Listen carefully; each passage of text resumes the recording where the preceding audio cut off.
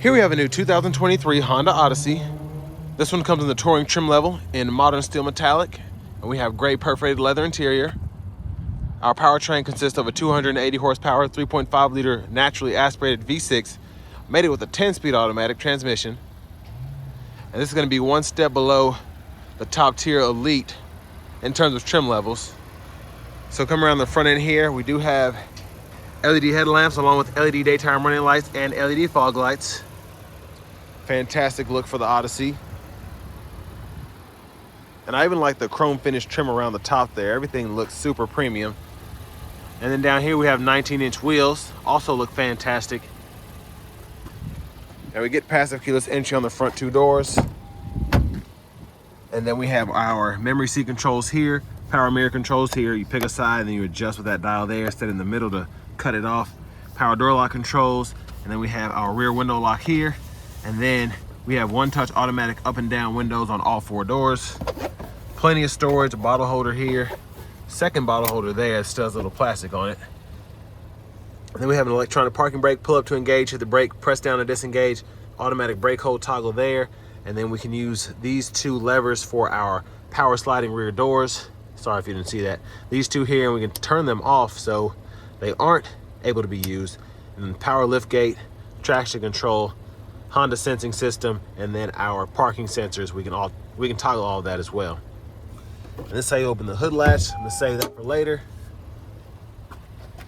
And then here we have a 12-way power driver's seat with 4-way power lumbar support. But I have that seat up front adjusted for someone of my size, being 6'3" with longer legs. So we're gonna check out this leg room.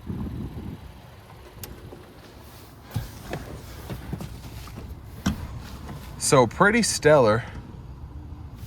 And then we have seat back pockets behind both front seats, cup holders here. And let's see if I can get down in here. 2 USB-A ports and then an HDMI cord for this rear entertainment system. So really nice to have that. I can hook up a Blu-ray player, or actually this one has a Blu-ray player, so I can hook up an Xbox or a PlayStation if I need to and run it off of there. And then the center seat, this strap folds it up and down. So that's what it's like when it is down. You have 3 cup holders and then storage pocket there. And you can fold that up. And then I've showed this in my other video, but you can actually take this middle seat out by pulling up here. There's a strap here, and then the seat will actually just tumble forward and you just take it out. And then when it's actually out, what you can do, and I'll show you in a minute, but first let me show you this rear blind. Love having that. And then plenty of storage in this door panel as well. 2 or 3 hooks on this if you need to hang your clothes. So what I was trying to get to, I can pull this here, and when that middle seat's out, I can slide either this seat or that seat to one side or another, anywhere in between, and then I can make it easier to get to that third row. But if you need all those seats, all you have to do is pull up here, and then we can hop back in here. Let me show you this leg room. So knees are barely touching the back of the seat here. Not uncomfortable at all for someone of my size. So really impressed by that. And then pretty easy to get out by just pulling up here, and then that'll slide that seat forward. But back here we have another USB-A charge port and aux input, and this is what you can run your headphones on if you're watching that screen up there. You can adjust your volume. And then you have 2 cup holders here, a little storage pocket, and check this out. 3rd row. Blinds there. Keep that sun out your face and help with that glare on the TV screen or your phones. And then same over here. So you really get a lot with this Touring. But let's go ahead and see how much all this would cost if I can get out of here. It's actually not too bad for being all the way in the back. So first of all, I want to give a huge shout out to Darrell Waltrip Honda for allowing me to review this van today. I'll leave a link below to it, as well as their full inventory in the description. But here are all of your standard features, standard equipment. You can pause anywhere if you want to take a closer look at anything. But to me, honestly, not a bad price at all at $45,945. And then this one has several other options, so low jack, tinted windows, and then a few other things to bring it to 48,935, but quite impressed with all that you get here. Capless fuel filler, and that'll take just regular gas. And come around the back end here, we do get LED tail lights, and just a gorgeous look for this Odyssey. Even though this is not a brand new design, it was kind of ahead of its time. In my opinion, it looks just like the Pilot, and the Pilot looks fantastic. Several areas of storage if you want to keep some stuff behind the third row in the trunk, but you don't want it sliding around. Tons of space for that. So, and then if you want to, I'll have to remove this to show you, but we can actually stow this seat, and then of course the mats are there, but that'll fold flat into the floor, and then you can just have all of that space for cargo if you don't need the third row. And then pretty easy to just fold it back into place, pull up there, and then you're good to go.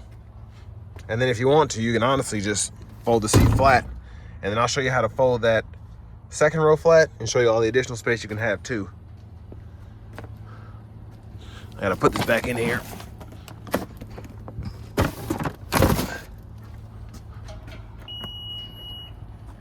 I'm gonna take a quick look underneath the vehicle. Y'all can see what's going on there. That's where the exhaust pipe comes out.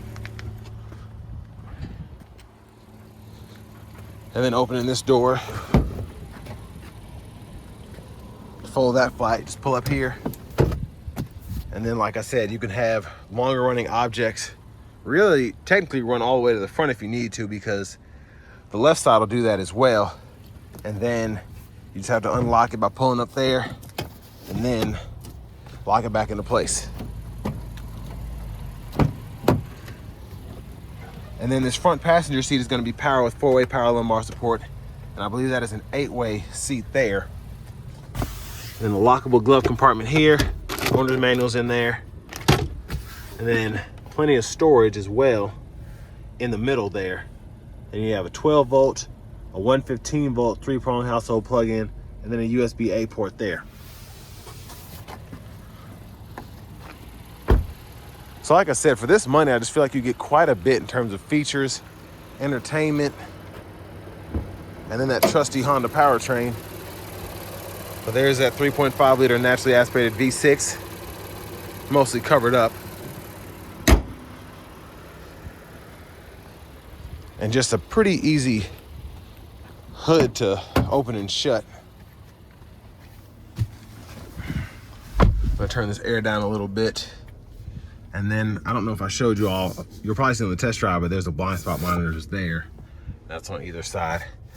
But leather wrap steering wheel feels quite nice, pretty easy to grab onto. And I just like the steering feel of these. Before even driving, I just love how it's not flimsy, but it's not tight either. Now over to the screen here, we do have the upgraded navigation. So there's that, and if you ever wanna use it, go to where to. You have plenty to choose from, recent, saved, and then you can add a shortcut if you want to, and then here are your options for that as well. And then you can use that top bar again to type in whatever, and it'll autofill for you. So if I type in Walmart, it'll say, hey, here are your options. So pretty nice system. And then we have FM radio, XM radio. We also get AM. And then we have Bluetooth audio, wired Apple CarPlay, wired Android Auto compatibility. And then you can control your rear entertainment from here. And the apps that you can use, you have Bluetooth, iHeartRadio, Spotify. If the kids don't want to listen to what you're listening to, you can do all of that. And then you can shut off their whole system if you want to. All of your settings are going to be here. So connections, mostly for Bluetooth. Just hit that connected device. It'll walk you through it. It's pretty easy. And then vehicle settings are here.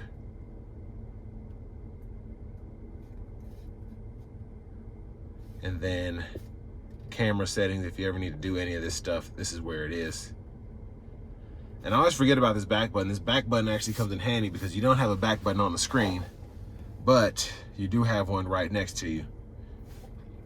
And there's the Wi-Fi hotspot, a few other things, and then you can toggle your brightness of the screen here, and then when you pull it up, you can actually adjust it if you want to manually.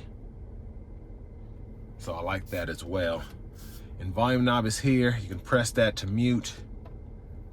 And then down here you have your dual zone automatic climate control. So you hit this front climate button and then it'll actually show you, you can toggle your AC here, and then you can also toggle the fan direction or where the air is coming from.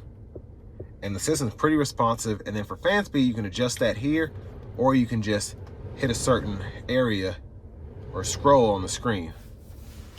So that's pretty neat. Like I said, pretty responsive. And same thing for the rear climate. You can do all of that there, set their auto mode there, lock their system, even turn their whole system off if you want to.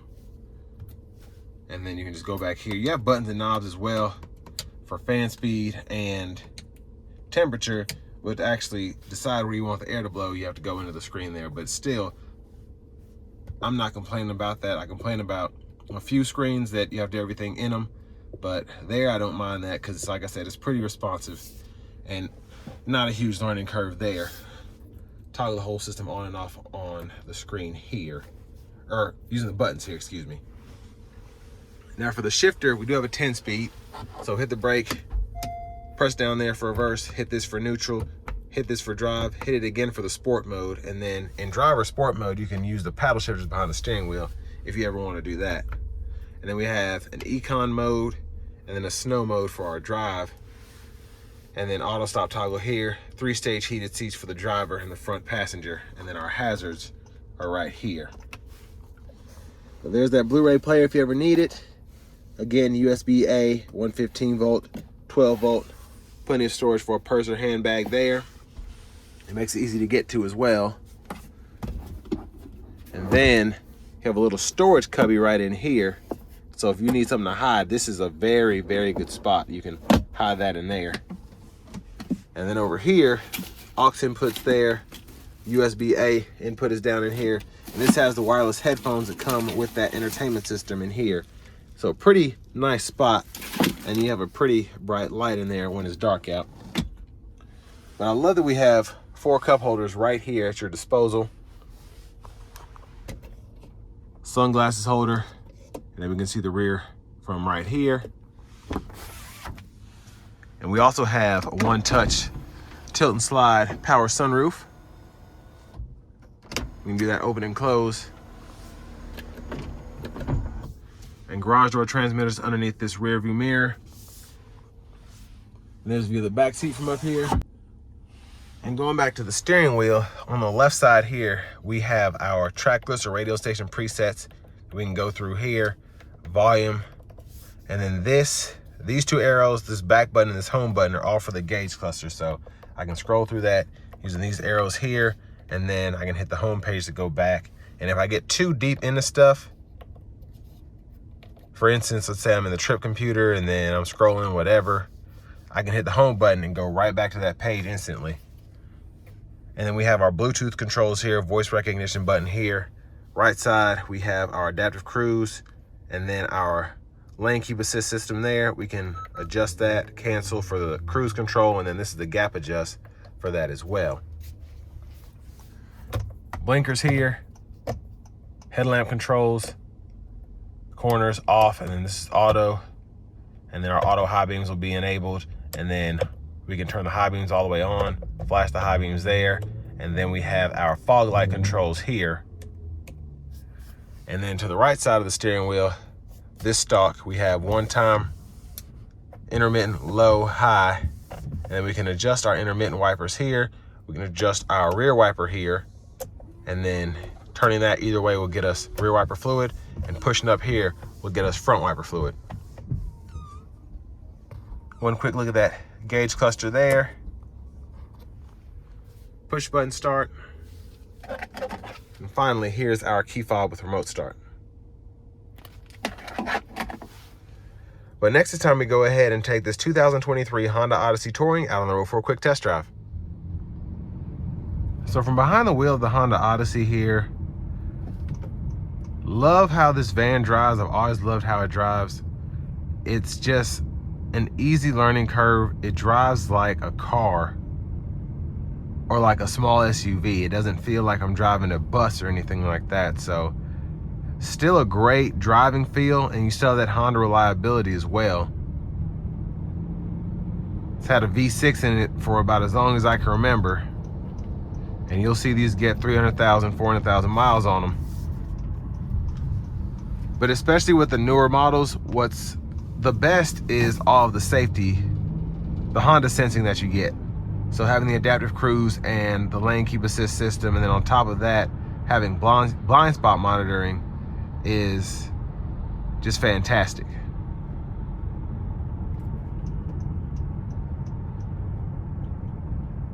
And pretty quiet in here under light throttle. The powertrain itself sounds V6-y, and I say that to mean that it sounds good, just the perfect kind of throaty tone, excuse me.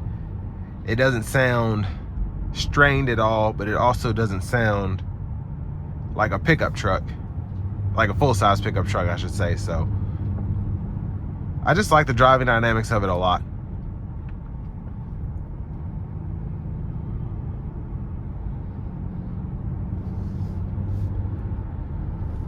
And the navigation system is neat too. It just showed me that there's a school zone in 0.2 miles, so to be on the lookout for that, which I know for a fact there is, so that's impressive.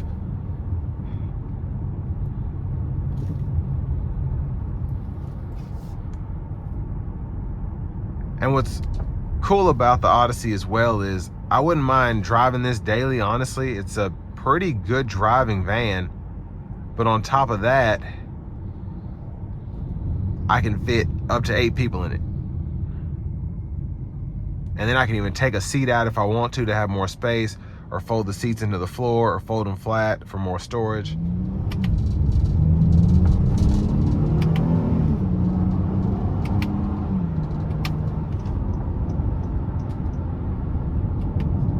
So this 3.5 liter V6 is pretty powerful,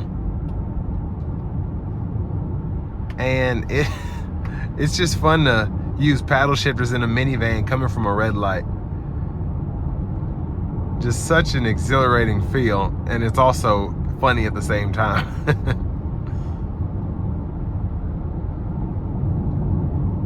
And what's great is, like I said earlier, the sound you get from this, from the exhaust to the engine, everything in between, is a good sound. It doesn't sound raspy or like a crotch rocket. It just sounds perfect. It's a really good sound.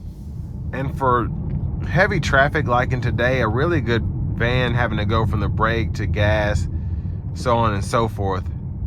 So being able to, having to toggle between those is not a big issue, as I'm having to do here. So just in actually I'm gonna put it in the econ mode now. So still pretty good pickup in the econ mode. Gonna turn on the adaptive cruise, lane centering. And I'm just gonna keep up with the flow of traffic, have the gap adjust put all the way back. So it's gonna keep that safe distance between the vehicle in front of me and myself. But as that vehicle gets from in front of me and I start to speed up,